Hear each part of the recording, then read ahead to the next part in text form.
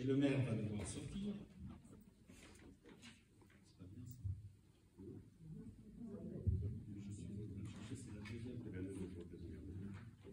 C'est pas bien ça. C'est la deuxième. Ah non, je prends. Alors.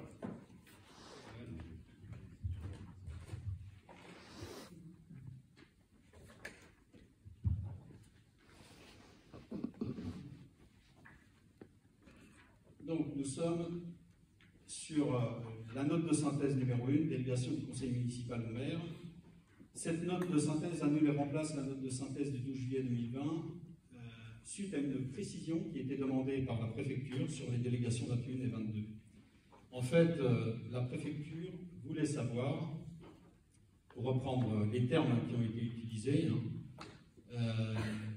plus de précision, il fallait qu'on définisse expressément les conditions limites à importer sur les points 21-22, parce qu'effectivement, il convient d'y remédier en invitant ce conseil municipal à accepter les éléments complémentaires qui portent sur le fait qu'un maire peut exercer au nom de la commune un droit de préemption, et ce droit est exercé par le maire dans les conditions suivantes, et c'est ça que nous avons pu préciser: aliénation à titre onéreux de fonds artisanaux, de fonds de commerce ou de baux commerciaux, conformément à la délibération 2015-0702 numéro 09, pour un prix d'acquisition n'excédant pas 500 000 €. Et l'autre point, qui était numéroté 22, c'est exercer au nom de la commune, toujours pareil, un droit de priorité. Donc, ou pour déléguer l'exercice de ce droit en application des mêmes articles dans les conditions suivantes pour un prix minimal d'achat du bien de 500 000 €. Donc cette précision, cette notion, ce coût maximal de dépenses qui peut être autorisé au maire dans le cadre d'une préemption devait être précisé. C'est ce que nous a demandé la préfecture. Et donc, ce point fait que nous annulons la note de synthèse du 12 juillet pour mettre en lieu et place celle-ci. Est-ce qu'il y a des remarques particulières? Oui. Alors, cette délibération est une délivrance de plein pouvoir au maire, sans contrôle du conseil municipal, et donc aux citoyens. Cela ne correspond pas, monsieur le maire, à vos engagements pris auprès des électeurs. Sous l'emprunt, cette délibération vous permettra des pleins pouvoirs et notamment prendre un emprunt toxique. Concernant les marchés publics, ainsi que les décisions concernant les avenants au marché, nous sommes contre. Nous demandons que ce point soit retiré et que tout ce qui concerne les marchés publics soit vu en commission d'appel d'offres et en conseil municipal, du moins pour la préparation et la passation. Concernant la conclusion et la révision de louage, nous vous demandons de présenter toutes les décisions concernant les baux, achats ou location de fournitures, équipements au conseil municipal. Idem pour tous les contrats d'assurance et acceptation des indemnités des sinistrés. Nous demandons également des précisions sur les créations de régies. Pour qui et pour quelles raisons? Nous sommes contre les frais d'honoraires d'avocats et d'huissiers qui sont des points à voir et à débattre, s'il vous plaît, et à débattre, c'est à débattre lors du conseil de débat. On fait ce qu'on veut quand on est au pouvoir et... À quoi correspond la création de classes dans les établissements d'enseignement? Concernant les points 14, 15, 16, il s'agit de points à débattre lors du conseil municipal. Concernant le point 14, il faut au préalable échanger avec les propriétaires des parcelles. Point 15, le droit de préemption va être vu en amont du conseil municipal. Monsieur le maire, vous ne pouvez pas décider tout seul à hauteur de 500 000 € de préemption de biens. Que voulez-vous faire? Voulez-vous faire des logements collectifs dans les pavillons?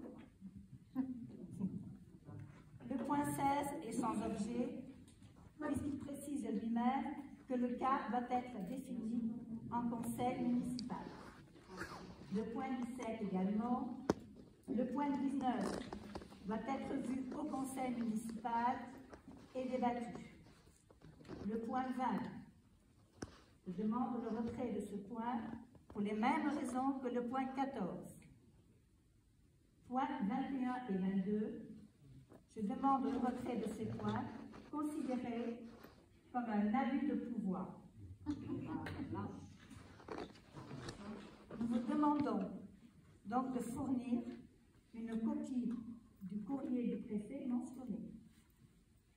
Bien entendu, si ces demandes ne sont pas appliquées, nous effectuerons une contestation auprès du préfet. Très bien, Madame Cartori. Je voudrais juste préciser, si vous avez bonne mémoire, qu'en 2014, c'est exactement ce qui avait été présenté. Et c'est exactement ce qui a été voté. Donc, l'équipe actuelle n'a rien modifié sur ce que vous aviez pu faire en 2014 pour dire que, enfin, juste pour rappeler qu'à l'époque, juste pour vous